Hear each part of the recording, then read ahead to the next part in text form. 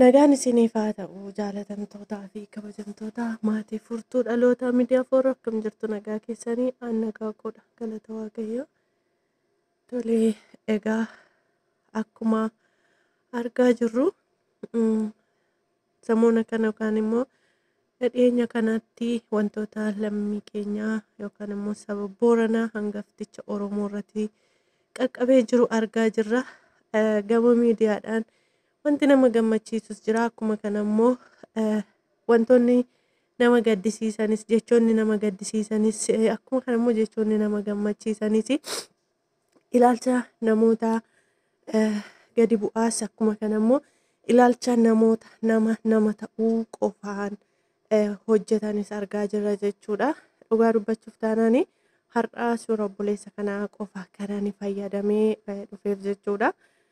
Namni nama ta'uudhaan nama gargaaruu akka danda'u nama namummaa isaatiin qofa kan jedhamu suni hojiidhaan obboleessa kana irratti mul'ateera jechuudha. Toora miidiyaa irratti yoo argitan obboloonni baay'ee maalummaan namaa kan hin gallee fi jechoota baay'ee dubbatu waan baay'ee jechuudha.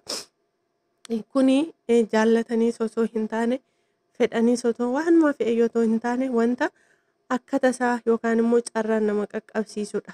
Sabni kaleessaa gaafa bishaan gaafatamu aannan buusee kennu gargaaruu malee gargaaramuu saba hin feenedha. Sabni kuni saba kansaa kan hin taanellee akka kansaatti ofitti fudhatee saba guddifatudha. Saba guddifatee immoo baay'ee tokko of eeggannoodhaan akka dhala ofiisaa kan dhalee yookaan immoo ilmoo ofiisaatti ilaalee waan hundumaa gadi fageenya waa'ee saba kanaa yookaan immoo uummata kanaa yeroo ilaallu wanta baay'ee odeeffamee yeroon isaa nama hin geenyedha. Gaafatti guddifachaa fudhatanii yookaan immoo nama tokko fudhatanii gara kan isaaniitti akka guddifachaatti fudhatanillee dhaalallee akka ijoollee isaaniirraa adda hin baane godhaniitu kan isaanii baay'ee saba of eeggatudha ture. Egaa carraan immoo hin oolu waaqayyos warruma jaallatu. Baay'ee bara kana keessa qajeelotatu qorama malee jalloonni hin qoramani dhugaa dubbachuuf taanaan jechuudha. Jireenyi jallootaa yookaan immoo jireenyi warra waan hamaa hojjetanii baay'ee bareedaa fi baay'ee wal qixxaataa yeroo ta'e jira. Garuu inni dachee kanarrattidha. Qajeelonni immoo yoomiyyuu hin qoramu jechuudha. Namoonni waan gaarii hojjetanii yoomiyyuu hin qoramu. Maaliif qoramuun isaanii immoo baduuf balleeffamuuf osoo hin taane isa caalu gaarii isa caalutti darbuufidha jechuudha.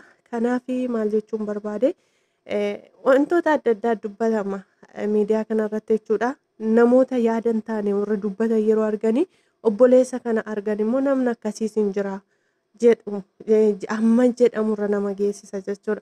Kanaaf egaa obboleessa keenya kana kanan suura isaa argee dhugaa waaqayyo isaa eebbisu namni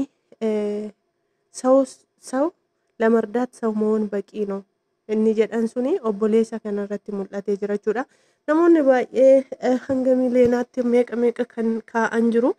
Isaan kana garuu suura isaanii hin maxxansine yookaan immoo fidee dhufne har'a suura obboleessa kanaa qofa fidadhee dhufe. Tarii namootatti gaaffii ta'uu danda'a suura isaa qofa maaf fayyadamtee jettanii jechuudha.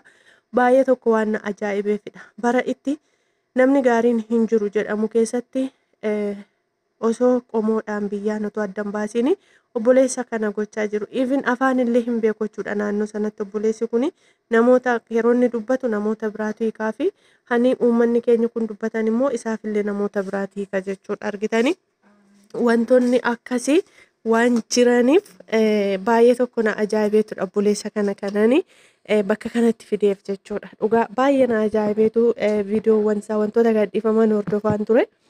Hammanaa danda'ame hordofaan ture dhugaa afaan illee hin beeku jechuudha. Garuu namoonni baay'ee jecha hin taane jecha meeqa dubbatu waaqayyotu kana godhee mootummaatu kana godhe ani baay'ee tokko na ajaa'iba jechuudha.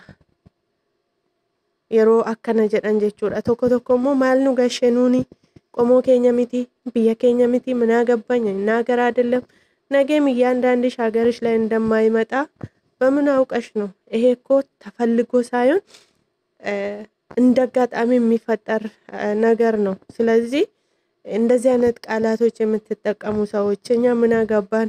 አንድ ወንድም ያለው ነገር አለ። ምንድነው ያለው?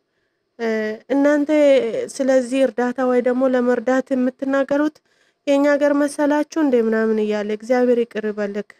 ሌላ ነገር ክፉ ነገር ምንም አይግጠምክ፣ እግዚአብሔር ብቻ ይቅር ይበልክ እና ከዚህ ወንድማችሁ ብዙ ነገር እንደምትማሩ ለካ እንደዚህ አይነት ሰው መልካም ሰው አለ ወይስ ሲያስብል ድረስ ከዚህ ወንድማችን ብዙ ነገር እንማራለን ማለት ነው እላችኋለሁ። እንዲሁም ደግሞ ሌሎቻችሁ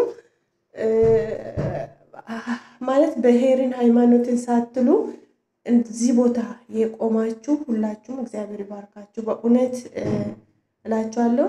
አኩማ ከነስሞ ኡመን ኬኛ ዋን ቀብደኒን ብርመትከኒ ሰባ ኬኛ ብረከን አበቻ ጅርተን ዋቀዮ ሲና ኤቢሱ እንገዳ ቶረ ፌስቡክ ይቆረት ዋ ፖስት ጎዴን ቱሬ namoonni qabeenyaan gargaaruu dandeessan qabeenyaan kan qabeenyaan immoo bira dhaabbachuu hin dandeenye immoo kadhatan kan jedhu gadhiiseen ture jechuudha. Maaliif yoo dandeenye qabeenyaan warri gochuu hin dandeenye immoo kadhannaadhaan lubbuun dhaloota kanaa waaqayyo akka nagaa godhu waaqayyoof hin danda'ama. Kanaaf kun carraadha jaallatanis waan fidan miti. Kanaaf ወንድማችን ባለህበት እግዚአብሔር ይባርክክ ዘመንክ ይባረክ ማለት ፈልጋለሁ። አከከነ ሲኒን ጀዳ ነምነ ከሲሲን ጅራ በረከነ ኬሳ ጀቹፈን ዱፌ ወርያ ደብራ ዱበታንስ ከሮር ብራ ኬሰ ገለኒ ጀቻ ሂንታኔ ዱበታንስ ዋቀዮ ሳና ኤቢሱ አኩማ ከነሙ ሞቱማ ማሊዳ ወር ጀዳንስ ጋ ሀሙማ ገሌፊ namni bara hammuma danda'u tarkaanfata hammuma danda'u dubbata hammuma beeku dubbata jechuudha.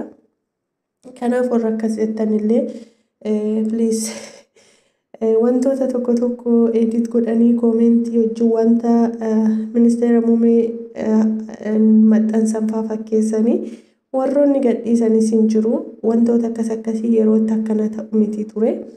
Egaa kanaaf hundumaaf ogaa sababni bal'oon uummanni baay'een qaqqabaa fi jira saba kanaaf warra akkas gochaarta warra gargaaraa jirta warra dhaabbataa jirta waaqayyo isinaa eebbisuu akkuma kana kadhannaadhaanis abbootiin amantaa yeroo itti kennamee yeroo itti kadhatamuu qabudha. Abdii guddaan qabamoo waaqayyorraa ongeen kun hafee laftis jiidhee roobnis roobee laftis akka jiidhu abdii guddaan qaba. waaqayyo gaariidha haala hundumaa keessatti. Kanaaf egaa obboleessi kun hojii guddaa hojjete baay'ee namatti tola. Jiru namoonni kaanis jiru garuu baay'ee tokko na ajaa'ibe kan saanan kanan fidee dhufe akka kanan siniin jedhaa gaa qaamoleen mootummaas tarkaanfachaa jiru baay'ee namatti tola haala lamatti deemamaa jiru.